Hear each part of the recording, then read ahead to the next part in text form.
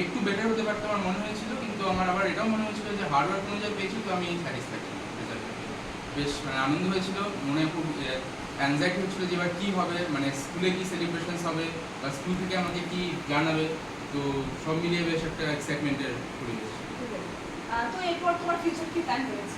আমার ফিউচারে তো সায়েন্স নিয়ে পড়ারই যাবো, আমার ইঞ্জিনিয়ারিং কলেজের টার্গেট আছে, তো এবার যেই দেওয়ার আমার ইচ্ছাও আছে, তো তা নিয়ে আমি আলটিমেটলি পরে গিয়ে মানে অ্যাস্ট্রোফিজিক্স বা এরোস্পেস ইঞ্জিনিয়ারিং এইসবের এই দিকটাতেই যেতে চাই লাইনে।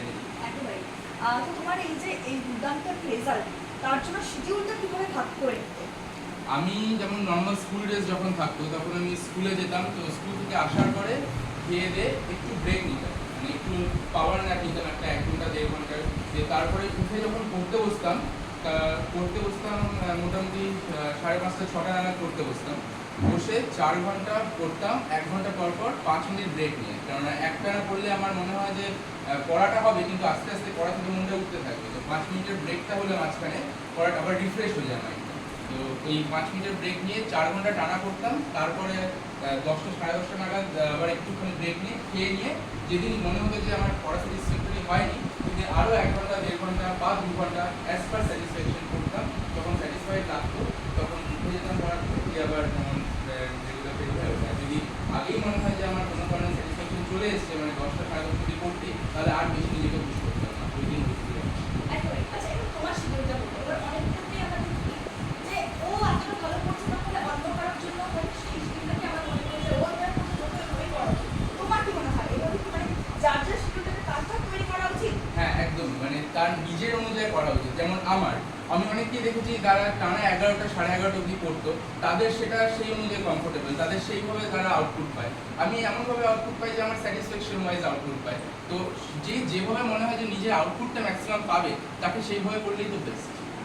তোমার এই অ্যাচিভমেন্টের জন্য তুমি কাকে কাকে ধন্যবাদ জানাচ্ছি? ফার্স্ট অফ অল আমার সমস্ত টিচার্সরা যারা আছে স্কুলে, কারণ আমি স্কুলের ওপরই ম্যাক্সিমামলি ডিপেন্ড করতাম।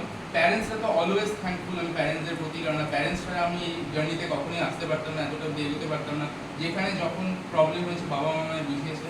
তাছাড়া স্কুলের টিচার্স ছাড়াও আমার যারা টিউশন টিচার ছিল, আমি তেমন বেশি টিউশন নিইনি, কিন্তু যে কজন ছিল আমাকে আমার পেছনে লেগে থেকে একদম মানে আমাকে সুন্দরভাবে সব কিছু করিয়ে দিয়েছে, তো আমি তাদের প্রতি খুব খুব থ্যাঙ্কফুল। আর আমার স্কুল ফ্যাসিলিটি ফ্যাকাল্টির প্রতিও আমি প্রচণ্ড ভালো মানে প্রচণ্ডভাবে গ্র্যাটিটিউড করছি। তো কোন সাবজেক্টটা পড়তে বেশি ভালো লাগে? আমার ক্লাস 10 অবধি পড়তে সবচেয়ে বেশি ভালো লাগতো দেখতে গেলে কম্পিউটার সায়েন্স ভালো লাগতো আর ফিজিক্স, আর অঙ্ক তার সাথে করতেই হবে, অঙ্কও আমার বেশ ভালো লাগতো। ঠিক আছে, এবার আমাদের শেষ প্রশ্ন, সেটা হচ্ছে যারা তোমার ছোট ভাই বোনরা রয়েছে, যারা আগামীতে আবারও এই বোর্ড এক্সামে বসবে, তাদের জন্য তোমার কি সাজেশন বা তাদের জন্য কি মেসেজ? তাদের জন্য আমার মেসেজ এটাই থাকবে যে যত পারো নিজেকে অ্যাসেস করো, বারবার টেস্ট দাও,